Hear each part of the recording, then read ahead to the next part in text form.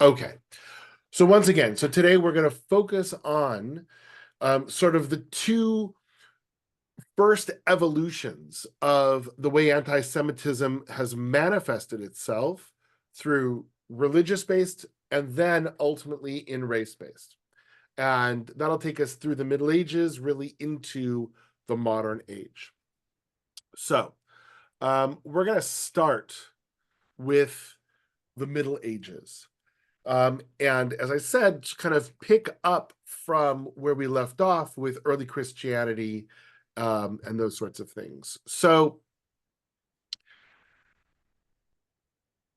we learned last week about that differentiation between Christianity and Judaism, and the harder that differentiation, the more that early Christians wanted to separate and make themselves distinct from Judaism, the more we started to see certain ideas crop in to make that distinction clear.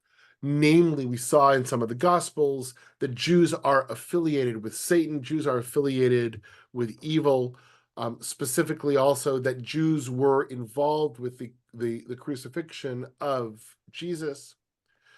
We saw last week the replacement ideology, right?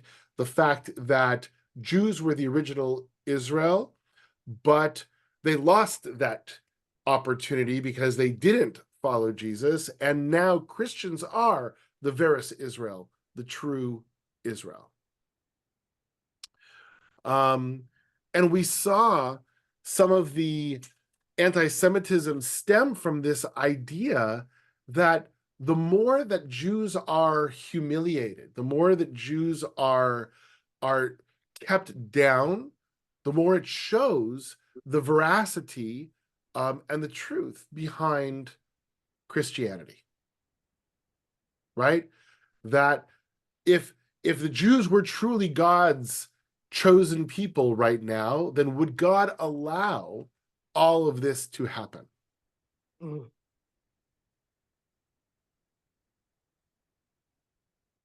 All right. Any questions on what we talked about 2 weeks ago? That was sort of my summary of 2 weeks ago. All right. So all of these sort of evolved or coalesced, I would actually say, into two main expressions during the Middle Ages. And that's what I want to spend most of my time on, because the reality is, we're going to talk a little bit later about the Holocaust and about racial anti-Semitism, but that is something that most of us are familiar with. Many Jews are not familiar at all with the Middle Ages and these ideas that were there, and they're going to be important because they're going to find their way through even until today, as we start to look at some of the anti-Semitic tropes and the ideas that are happening today, right now, in certain parts of the world. You're going to see there are plucked and pulled specifically from these Middle Ages ideas. The first that we're going to talk about is something that we call blood libels. And the second expression of anti-Semitism in the Middle Ages are the Inquisitions. And notice that I put that in the plural. Normally, we talk about the Spanish Inquisition as the Inquisition, but the reality is there were multiple Inquisitions in different places and at different times in history. And so they all had the same goal and the same idea, although they changed a little bit. We'll look at those as well. So we talk about a blood libel. Many people are not familiar with what that is. The definition of a blood libel is an accusation that Jewish people used the blood of Christians in their religious rituals, especially in the preparation of Passover. That's connected, you'll see in a little bit, to Easter and the death of Jesus. And so therefore, we have that connection that's there. And this was perpetrated throughout the Middle Ages. We're going to speak about Jewish blood libels. I do need to note and want to note that it's not solely a Jewish issue. There were other minority cultures throughout history that have actually faced similar charges. But when speaking about Jews, it really developed into something that was unique and specific to us. So the first recorded blood libel was in 1144, and it was I don't know, my computer fan just turned on. I feel like that's all you guys are going to hear right now. It was the incident where they found the body of a 12-year-old named William of Norwich. He was found on Good Friday Eve, so again, right before Easter, and it was clear that there was a violent death. He did not die of natural causes. And what happened was that there were these rumors that started to circulate that he was murdered by Jews in a mockery of the passion of the Savior. Now, if you come from a Christian background, you know what the passion is. Most Jews have absolutely no idea what we're talking about when we talk about the passion. So let me explain. It comes from the Latin, meaning to endure or suffer or bear. And it refers to that very last period of Jesus's life that started in the garden, through the arrest and the trial, and all of the different stages of the cross and the crucifixion itself. So that last period leading up to the crucifixion, where Jesus was tortured, right? That is the passion. So we talk about the passion of the Christ, right? The passion of the Savior. It is that remembering of those final hours of what Jesus had to endure in order to become and be the Savior for humanity. And it's seen by Christians as a true godly act, an act of nobility, that Jesus was willing to go through this for humanity, for us. And one could then imagine that if you felt somebody was making a mockery of that, you're going to be upset. You're going to be angry. You're going to respond to that. And so if the blood libel is seen as that, as a mockery of that, it's going to, or if the death is seen as that by Jews, it's going to create a negative backlash. So how do they make the connection, right? That first evolution actually was the connection of the passion. It had to do with making this, and it's usually a child, suffer in the way that Jesus did.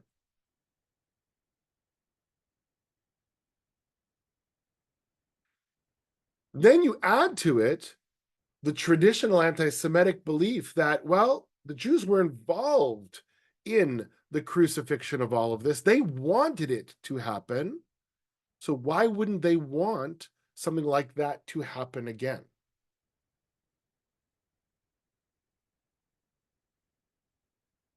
This first incident also made that connection, which became a very strong connection between blood libels and Passover. This will, as you see, will happen a lot more later on. The next step in the evolution of blood libels is actually something called the profanation of the host. And the host is, for those who have ever been to a Catholic Mass or seen a Catholic Mass, or an Episcopal one, actually, I guess, any high church, at the Last Supper, Jesus said that this wafer, the bread is my body, the wine is my blood, and it is one of the sacraments. It is the way that Catholics especially connect in a physical way to Jesus, believing in the miraculous transformation of the host and the wine into the body and the blood of Jesus. So you are taking that into yourself when you go to communion.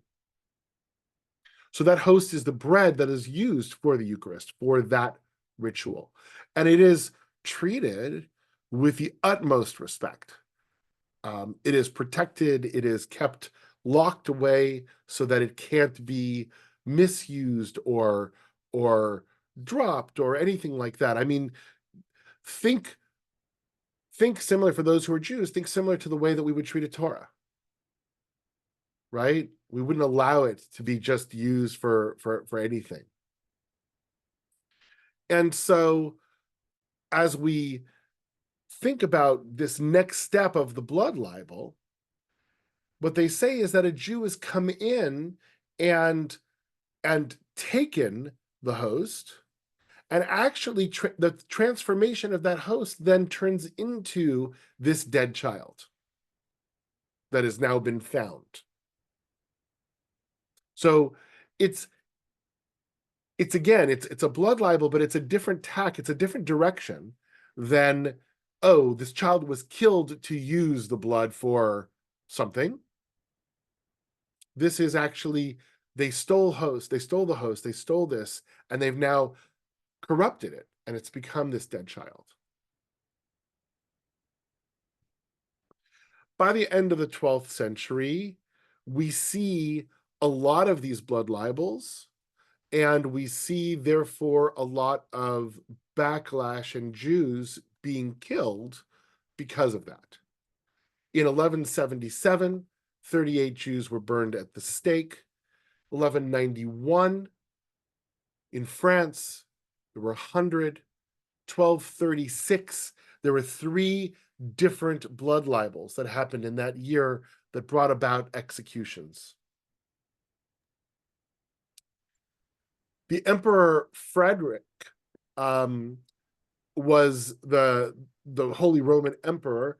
He actually saw things getting so out of control that he tried setting up a commission to figure out if these blood libels were actually really happening, if the Jews were actually doing these things that they were being accused of.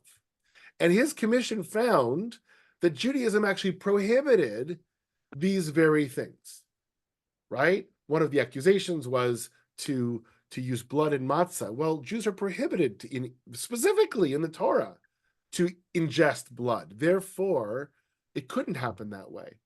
And he actually tried to acquit the Jews, but the mob mentality of these blood libels, right? That anti-Semitism had grown to a point where it really was out of control. Even Pope Innocent IV tried to intervene, but it really didn't have an effect. And the reality was, right, by this time, the blood libels replaced the Crusades as the major pretext for slaughtering Jews. For those who are familiar with history, the Crusades for a long time were a #1 pretext to go out and kill Jews, right? But now the blood libels had gotten so much, or so vast, right? There are more Jews dying in these blood libels than were being killed by the Crusaders. In Fulda in 1235, 34 Jews were burned at the stake because of the supposed deaths of 5 brothers. There was no trial, no evidence that was brought, and yet they were killed. But we started to see here a new twist to the blood libels. So we started with a mockery of the Passion, then we went to profaning the host, and now we see that Jews are actually ingesting the blood of Christian innocents. We saw this picked up all the way through the centuries. That was the first time. We saw this in 1494, where they actually came out and they said that Christian blood was seen as medicine. And what did it cure? It cured the wound of circumcision. That's why Jews needed it, right? We Christians don't need that because we don't do circumcision, but the only way to cure the wound of circumcision was to ingest Christian blood. They also said it was a good aphrodisiac. This is my favorite, since apparently Jewish men and women suffer menstruation. This was a remedy. And there was a claim that Judaism says that they must shed Christian blood in honor of God. And yes, of course, it doesn't say that in the Torah, but it's a secret ordinance, right? That we know that the Jews have. Beth, do you have a question? Where did they get all these ideas from? Like, it's like word of mouth, and then they all believed it. The mob is not known for being critical thinkers, right? Never. It's never known as, and so all it takes, remember, the desire for the hatred was already kind of baked in from the early anti-Semitism. This is just how now it expressed itself. And we see that, by the way, with anybody who we see as being different or enemy or whatever, right? We see all sorts of different stereotypes that come across. These stereotypes are hugely negative and obviously fatal for the Jews. But we see that anybody who's different, you say, well, they must, whatever it is. I was just reading recently that there was a study that was done on birth between Caucasian women and African American women, and African American women were typically under medicated, and they found it actually went with this stereotype that well, if you're African, you can deal with a lot more pain than if you're Caucasian. Right? No basis actually in science, right? But it actually found its way into science because of that. Wow. And so you find these things that make their way in. Barb. Okay, got it. I'm thinking of like what the cathedrals look like inside and how that plays into this. Frankly, I find it disturbing when if I'm in Europe to go, because it's, these horrible, brutal scenes of Jesus suffering and all that, and the masses were illiterate. So how does that even the buildings themselves play into it? Right. Well, look, I mean, the Passion is something that is a fundamental aspect of Christian theology. And so you see that especially in the older churches and especially in the Catholic churches, right? You don't see that as much in Protestant churches, the depictions of the Passion. But that doesn't mean, by the way, that isn't part of the theology. They just didn't depict it in quite the same way. And of course, it's going to have an impact. If people see that, and you see that suffering, and you feel that sadness for what it is that Jesus had to go through, it's not a long step to be able to say, well, and they were to blame for it. That's a really short step. Everybody agrees that Jesus suffered. Now they just have to figure out who was responsible for it. Yeah, and if you're illiterate and the priest is telling you who it is, right? Absolutely. Absolutely. So there were actually 3 different elements to blood libels that we sort of saw throughout the Middle Ages. And we're going to see some of those elements when we get into the modern world, but some of them have changed.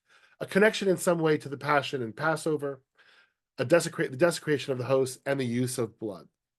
Hence the name, by the way, blood libel. So this was one of the major. Libel mean? Sorry, Liz, go ahead. Say it again.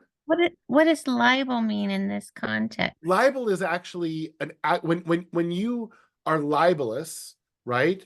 When somebody is accused of libel, it means that you are making an accusation. You're saying something that is not true, right? If you're accused somebody of libel, if you're suing somebody for libel, it means they're saying things about you that are negative and not true, and you want to respond to them. So blood libel means this false accusation that has to do with blood. Okay, thanks. Yeah, of course. Very, very briefly, the other, we're going to talk about the Inquisitions in a second, but the other anti-Semitic sort of thing that happened at the same time these blood libels were happening was actually something called the disputations. And the blood libels were by no means civilized, and they always ended in violence, right? The disputations were civilized conversations, right? Between where they would basically say, okay, Rabbi, you're going to come and you're going to have a debate with the priest. And we Christians are going to be the judges to see who's right and who's wrong. And if you win, everything is fine. And if the priest wins, then every Jew has to leave. You can imagine how that went, right? There were some very famous rabbis that were involved in disputations. There are a few stories of disputations that sort of went our way. Whether those are historical or whether those are just our sort of fictional aspiration, I don't know. Because the disputations were usually set up as a means to get rid of Jews. And it very rarely did if ever, did the Jews win. So I just wanted to throw that in there. It's not something that we really sort of see in today's day and age, but it was very much a part of the Middle Ages. Let's talk about inquisitions, right? There's a lot of art, a lot of history about this. This is not hidden. The blood libels actually were hidden in terms of, you wouldn't see pictures and paintings of blood of the accusations or the trials or Jews being burned at the stake. When it came to the Inquisitions, absolutely. We saw art from the period itself and subsequent periods that tried to depict what was going on. What is an inquisition?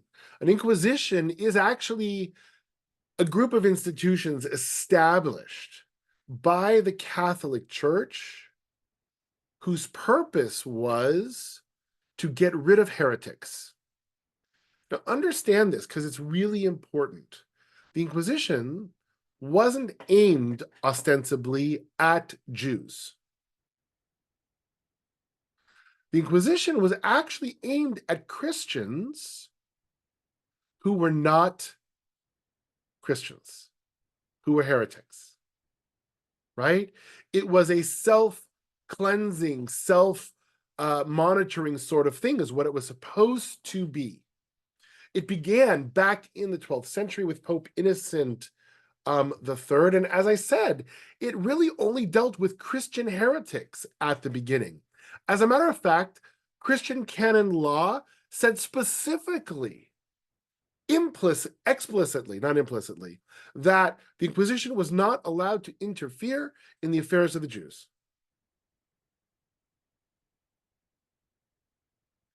Pope Gregory IX set up permanent judges in 1233 because he felt that the problem of heresy was such a problem that this couldn't just be ad hoc. These were people who were selected and charged with going out and going from place to place and judging the heretics. If the heretics repented, the punishment was life in prison. If they didn't repent, they were put to death. So when you were brought before the Inquisition, those were your choices. There was never going to be an acquittal and you're set free. You could repent, and then you spend the rest of your life in prison. If you're not repentant, at least in the beginning, later on, things changed a little bit, then you were put to death. But things started to change as the 1200s into the 1300s and then into the 1400s progressed. In 1242, the Talmud, right, one of the major works of Jewish literature, was condemned for blasphemy against Jesus. By the way, the Talmud never mentions Jesus. The Talmud does refer to who we think is Jesus, but it never mentions Jesus by name, and it certainly isn't blasphemous. 1252, the use of torture was approved as a means to detect heresy. It was originally approved by Pope Innocent, and then Pope Urban confirmed that you were able to use torture to be able to find out whether or not this person was a heretic or not a heretic. By 1255, we saw that the Inquisition was rooted in Europe, except for England and Scandinavia. It hadn't reached that far.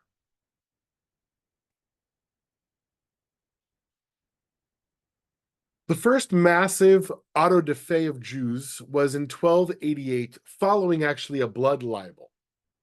And this is where we kind of got connected into these two sorts of things. And I'm going to define auto da fe in a second. I missed it earlier, Nan. Nan asked if blood libels were events. Yes, they were events. They were usually based on after somebody was found dead, usually a dead child. And then it was, who is the suspect? The Jews.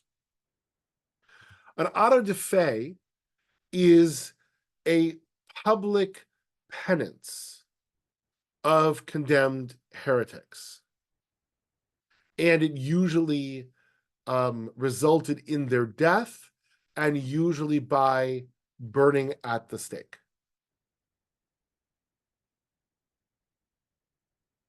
So we started to see now the Inquisition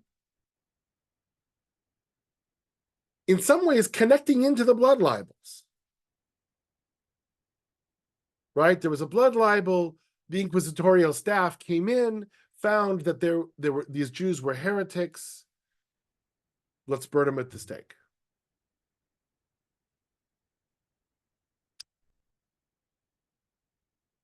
There were lots of inquisitions, but nothing came close to the Spanish Inquisition, right?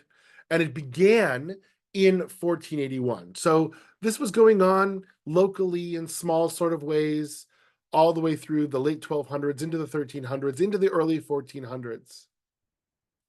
But when we got to the Spanish Inquisition, the objective of the Inquisition changed.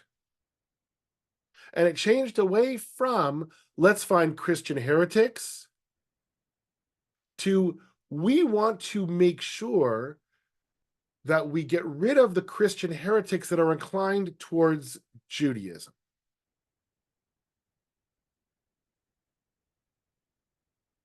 Now, why was this a problem?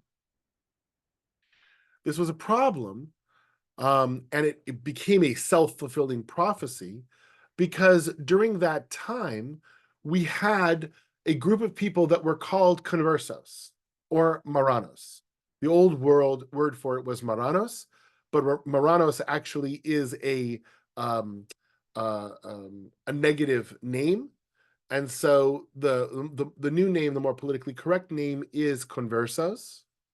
And these were people who, usually because of coercion of some sort, converted to Christianity, but they basically were Christian on the outside, but secretly they were still Jewish.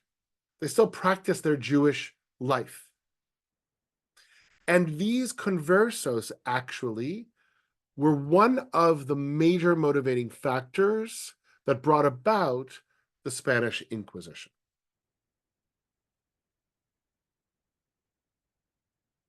In the second half of the 15th century, there was actually a public discussion about what to do with these conversos. And there were many, many different methods that were put forward in terms of dealing with it. Some, like Alfonso de Cartagena, argued that you have to protect the rights of Jews, but most were actually against it. Alfonso de Espina proposed a detailed plan for what he called heresy hunting, which was brought to Ferdinand and Isabella in 1474. They were Catholic regions of Spain. They needed the church's support because they needed money. And the church had a lot of it.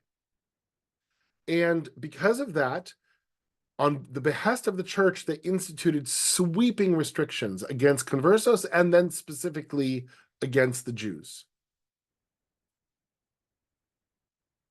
In 1478, Pope Sixtus IV authorized them to establish inquisitors in every part of Seville. Between 1481 and 1488, over 700 conversos were burned at the stake.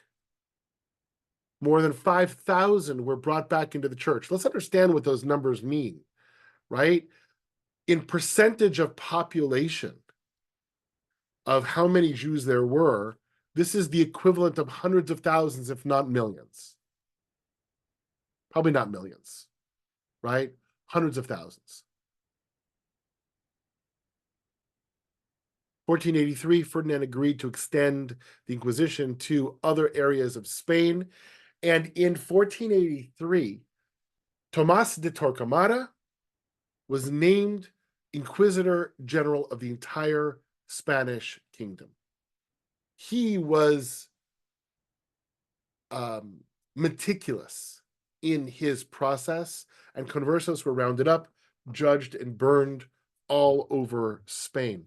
Over 12 years of trials and autos de fe, 13,000 guilty conversos, 13,000 people were burned at the stake.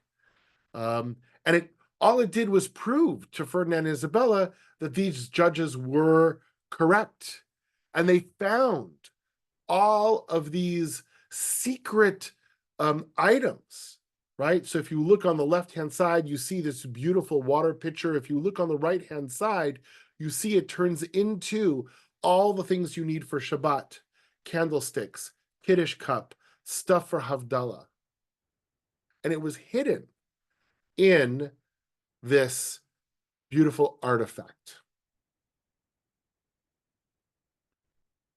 And this proved the church was right. These Jewish heretics are fundamentally sapping the soul of Catholic Spain. And in 1492, Ferdinand and Isabella ordered all of the Jews expelled from Spain. It wasn't the only one, though. There were inquisitions and persecutions of Jews throughout Europe. The church had dominion over most of the continent.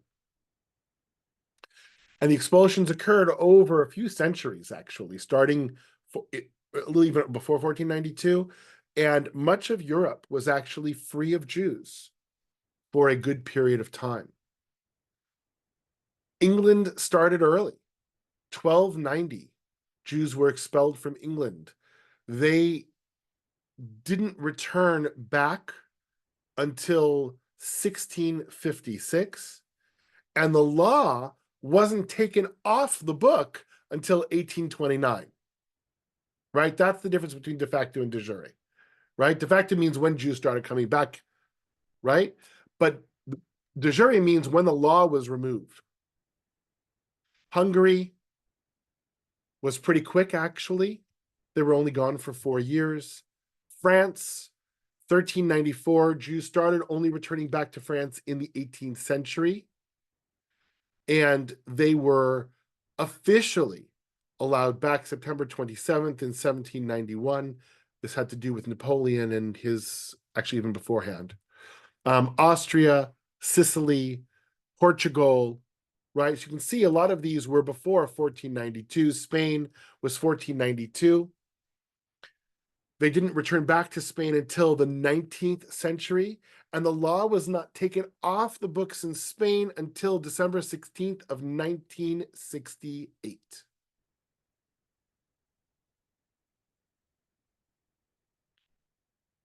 So that was the Middle Ages. Anti-Semitism in the Middle Ages focused on Jews and Judaism as a religion, and it found its expression through the Inquisitions, through the blood libels, through the discussions and the disputations that took place. The end of the Dark Ages, right, we call Enlightenment. It is the beginning of new ideas coming to Europe, and it is the bringing down of religion as the dominant factor, the dominant driving force in the politics and the daily way that religion, or that people work, and other things started to emerge. So new ideas bring new forms of anti-Semitism. Enlightenment and emancipation and nationalism, these ideas changed the way that everybody viewed peoplehood and connection. Religion wasn't the dominant factor anymore. You can be French regardless of your religion. Academics and science became the way that we were interpreting the world. Creationism, divine plan, was superseded by evolution and scientific method. And that's not to say that religion disappeared, right? But it was no longer the driving force. And it took time. It was a transition. It wasn't just overnight. But certainly by the time we got into the late 19th, early 20th century, religion was for sure no longer the driving force anymore.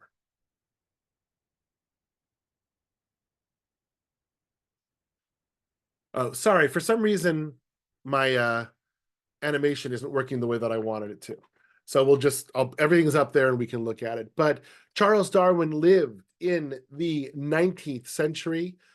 He is known for his book called On the Origin of Species, but actually the original title of the book was On the Origin of Species by Means of Natural Selection, or the Preservation of Favored Races in the Struggle for Life.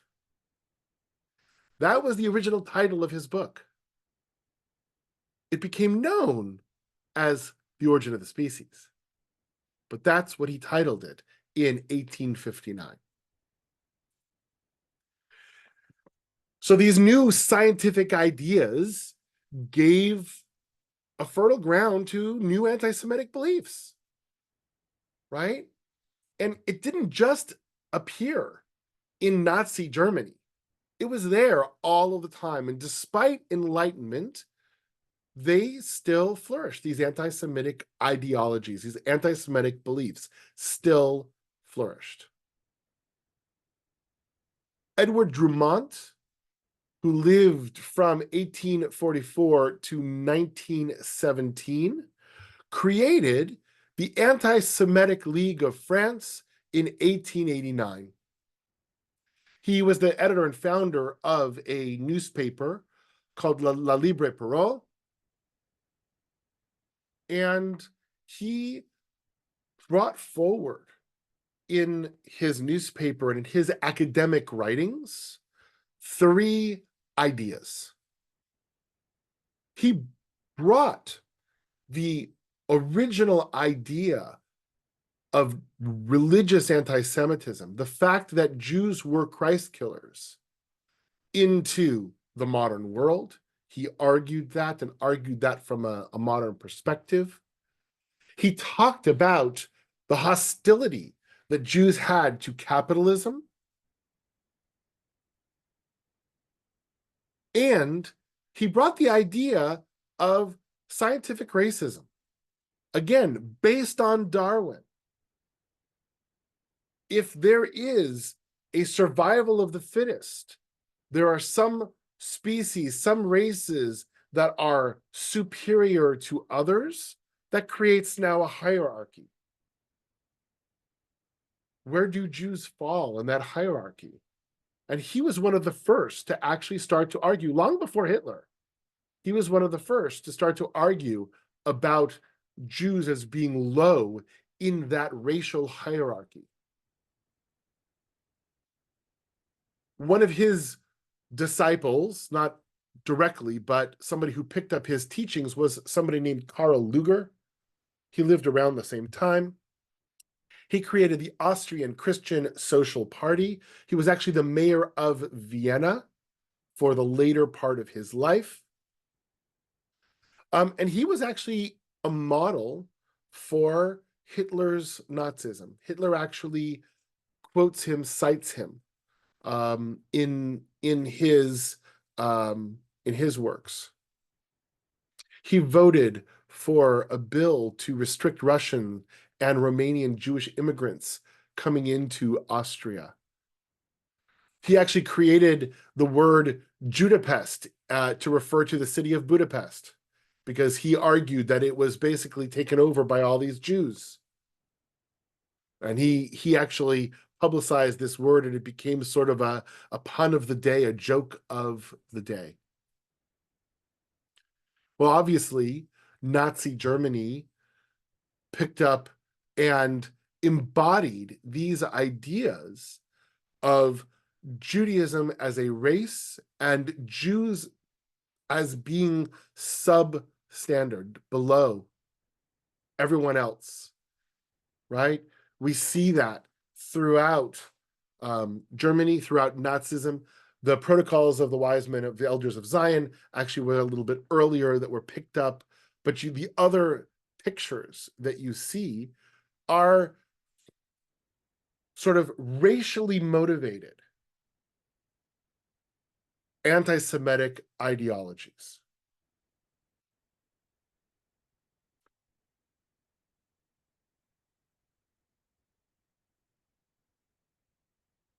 Obviously, Hitler and Nazism took all of these to new levels. What was interesting and ironic to me, as I thought more about this, is that it's the same things we saw in the Middle Ages, but now in a different packaging. Blood libels became a threat to German society, right? This accusation against Jews of how they were destructive to Christian values and ideas and beliefs, we saw after World War I, right? That the reason Germany isn't great, right? Hang on a second, I think I'm getting called. Just want to make sure, hang on.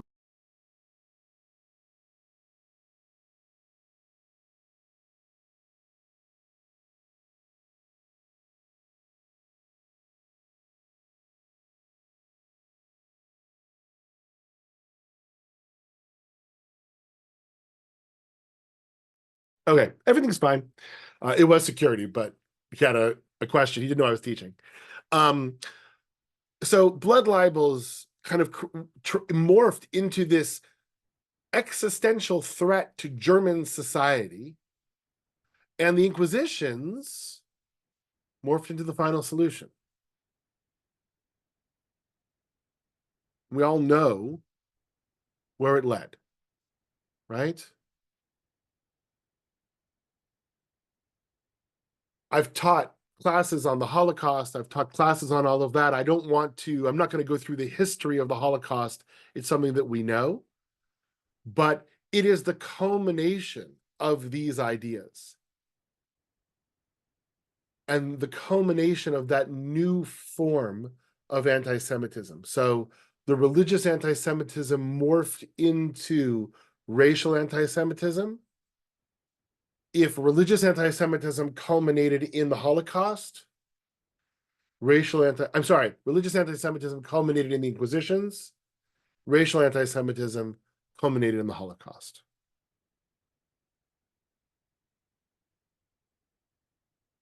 So we know what we learned today was the Middle Ages continued some of these ideas that we saw in early anti-Semitism, focusing on the blood libels and the Inquisitions. Enlightenment brought these new ideas, and those traditional versions of anti-Semitism kind of went out of vogue, right? Well, you're not supposed to. We're all, because of nationalism, Enlightenment, you're not supposed to say, oh, that religion is bad. We welcome all religions ostensibly. So they needed a new way to do it. And it evolved into science and race-based ideas, ultimately culminating in the Holocaust. And what we see is that after the Holocaust, there was sort of a societal reaction and a horror to what happened. And the race-based anti-Semitism lost its vogue as well. That's not to say that there aren't people who still are Nazis, right? In the same way that they're not to say that there still are people who don't believe that Jews have horns, right? A traditional Middle Ages idea. But it lost its vogue in society. And therefore, anti-Semitism needed to morph again. And so next week, we're going to start to see how anti-Semitism morphed, the old and the new, that transition into the new versions, the new forms of anti-Semitism that we see today. Because the reality is, with the exception of the uneducated, illiterate parts of the world, right, who still are talking about Jews using blood in their Passover matzahs, most people don't believe that. That's not an idea that holds sway in a literate, educated world. But there are clearly anti-Semitic ideas that do, and that's what we're going to start to look at next week. All right, well, I did a lot of talking, and I want to sort of open it up for a little bit of Q&A, questions, responses. I don't know if I can see everybody, so it always helps if you raise your electronic hand and not your physical hand if you have a question, or like Barb did, put it into the text chat.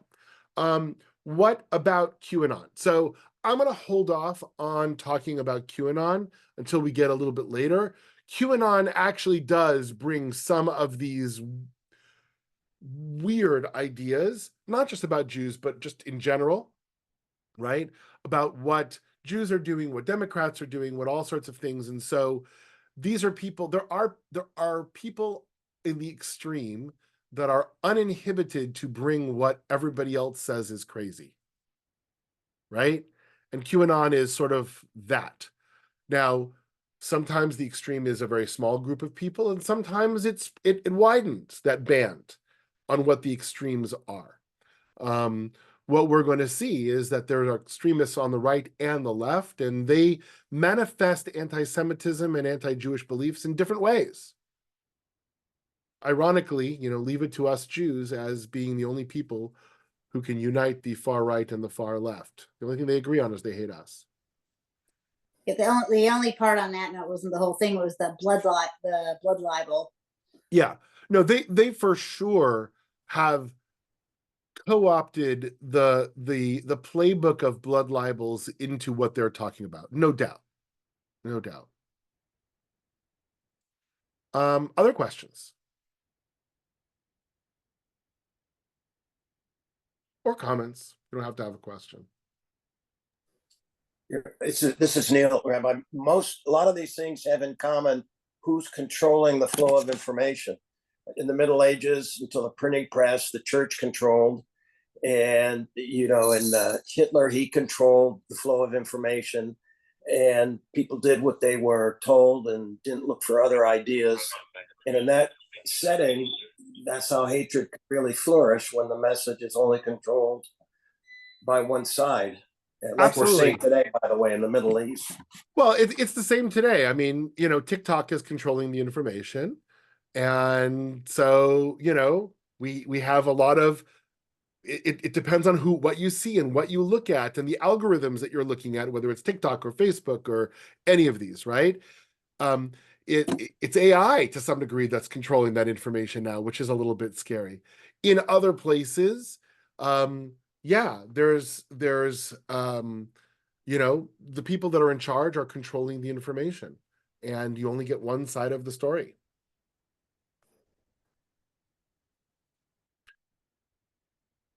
I agree, Nan. It's a lot to think about. Any other questions? All right. So, oh, Peter, go ahead. The only thing is, what do you do to combat it in a So modern world? that's going to be our last session.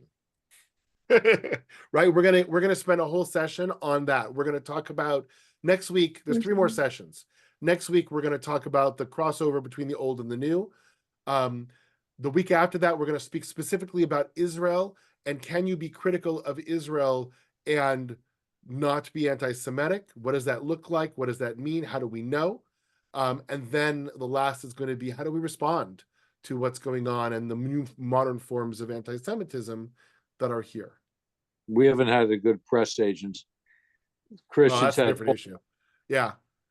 Jasmine.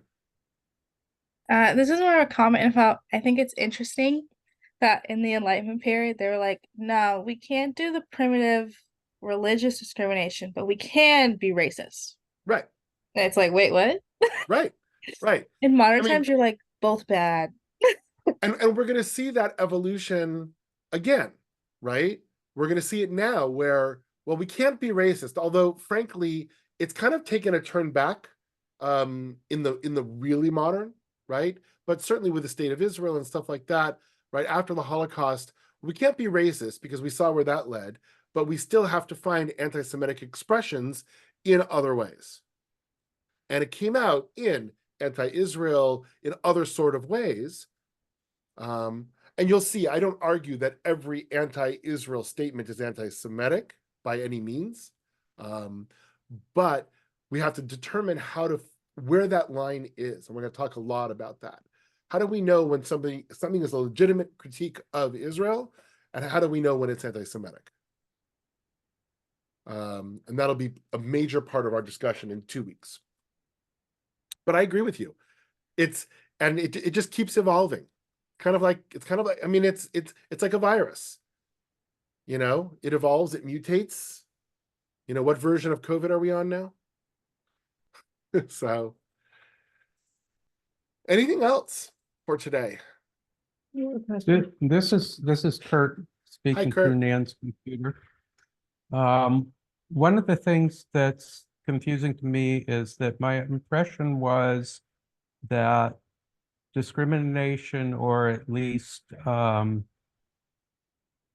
anxiety, hatred of Jews, has been rooted for a very long time based on belief that they were holding the financial strings and in positions of financial power. And everything that you've talked about has been largely through the church. So how does that manifest? Yeah, and, Kurt, that's a and very am good I right in question. that assumption? Yeah, it's a good question, and it's a segue really into next week, right? The crossover from the old to the new is going to be some of those anti-Semitic tropes, right? Why is the opinion that Jews hold all the money?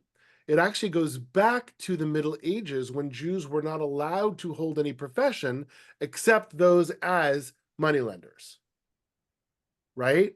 So there's this weird connection where it's the anti-Semitism of the Middle Ages that created the ground for the anti-Semitism of the modern time, right? And that's really what we're going to talk about with this old and new connection and how these things sort of found their way into these modern expressions. And just an interesting point that I just really was relatively new to me in some of the stuff that Rachel Maddow has written about in Prequel and in her podcast was this idea that the Nazis may have used sort of the Jim Crow approach to Black Americans as sort of a model for how to deal with Jews in Germany. And I know that's something that we're talking about moving forward from. Yeah, I mean, look, the reality is hatred is hatred. Now, we're speaking about one particular type of hatred right now, but hatred is hatred. And, you know, it would be interesting to teach this class alongside other minorities and talk about how hatred against you know, whether it be the African American community, whether it be any other minority community, the Hispanic community, how that has changed and evolved, and what are the parallels that we see, you know, but between that. So the fact that you said, yeah, you know, they use this model that was from somewhere else to why reinvent the wheel, right? If hatred works, if somebody found a good way to implement it, why not use it? So I don't know if it's Barb or I mean, if it's Barb or Neil that has the question. So. It's Neil. Go ahead, One Neil. thing that I didn't hear, probably because it doesn't exist throughout your examples, say, Rabbi, there was no Jewish resistance to any of these. And just thinking about it, I don't think there was a way to resist until Israel was founded. So with the exception of the Holocaust. So there was a Jewish resistance in the Holocaust. Right, but until then. Even before Israel, right? I mean, there were Jews that resisted, whether it be the Warsaw Ghetto Uprising, whether it be the resistance fighters. For those who want to learn about that, there was a movie that came out relatively recently called Defiance, that you can learn about that. But you are correct. There was no real resistance, or at least none that is documented. There may have been somebody, you know, if somebody came to beat me up and I decided to fight back, okay, fine, right? But there was no organized, documented resistance at all. Nowhere to go either. Nowhere to go until we got to the modern period. Right. So one way to fight this is have a place to go and have a way to resist. Yeah, well, and that's why Israel has become so important for us, right? Is that, you know, there should never be a time when we must be dependent on the rest of the world to save us. Yeah, I think the rest of the world may not understand that. For sure not, especially not now. But that's, again, for a future conversation. All right. Ladies and gentlemen, thank you very much. And I will see you. Nan, last word, Nan. I'm sorry. I'm not finding the raise hand because we've got with the display on the television. It's too far away to see. Okay. So I know this is probably looking forward, but something that I find very confusing is the concept that people perceive Jews as accomplished and white, and therefore not minorities, not discriminated against. And I've been confused about DEI from the beginning because it's been totally confusing to me as to why Jews are not included in DEI. Like, how could that be? Yeah. And especially proven by the fact that we are facing the most discrimination of anybody right now. So I don't understand the disconnect there. So first of all, I will answer your question by saying I don't understand it either. That doesn't mean that we're not going to talk about it and we're not going to learn about it and see how things evolved, right? But I agree with you. It doesn't make sense. You know, so there are two evolutions of anti-Semitism that have happened from what we talked about, right? So we've got the anti-Israel anti-Semitism, and then we've got the colonialist, conqueror anti-Semitism. And we'll talk about both of those.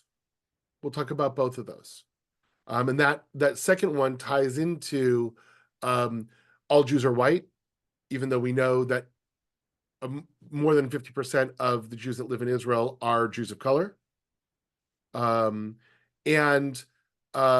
There's a lot of these things that come forward that we're going to talk about in that last or second to last class. Thank you. All right. It is past 8:30. I want to be respectful of people's time. Thank you all very much. And if I don't see you Thank you before very next much. week, Thank I will see you you. next week. Bye all. Thank you. Thank you.